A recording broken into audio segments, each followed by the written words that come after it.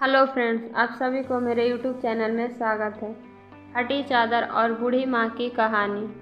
हम सब लोग जानते हैं कि ठंड के मौसम में अकेले रहना बहुत ही मुश्किल काम होता है। आज की कहानी आप लोगों को बहुत ही अच्छी लगेगी। बात उन दिनों की है जब ठंड बहुत ज़्यादा पड़ रहा था। सब लोग अपने बंद कमरों में आराम से सो रहे थे, लेकिन उसी ठंड में एक बूढ़ी माँ अपने बेटे के साथ एक फटी चादर में काँप रही थी।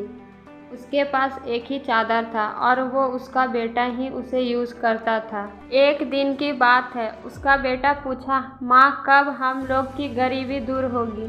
क्या हम लोग ऐसे ही रहेंगे? अपने बेटे की इस तरह की बात सुनकर वह बूढ़ी माँ ने बोला, नहीं बेटा, एक दिन जब तुम बड़े हो जाओगे तो ढेर सारा पैसा कमाना और हम सब लोगों की गरीबी दूर हो जाएगी।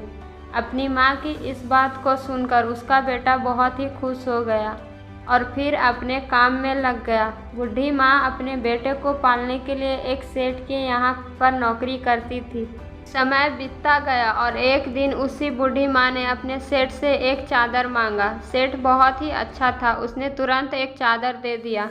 चादर पाकर बूढ़ी माँ बहुत ही खुश थी और बोली, एक दिन मैं ज़रूर इस चादर की कीमत चुकाऊंगी। कुछ टाइम बाद बूढ़ी माँ का लड़का बड़ा हो गया और उसने काम करना बंद कर दिया। कुछ समय बाद उसी सेठ के यहाँ इसके बेटे की नौकरी लग गई, लेकिन बूढ़ी माँ को पता नहीं था। लड़का बहुत अच्छा काम करता था। उसके काम को देखकर सेठ जी ने उसको एक चादर देने की बात कही। सेठ जी की यह बात सुनकर लड़का बोला, सेठ जी, मैं यह चादर अपनी माँ के हाथों से ही लेना चाहता हूँ।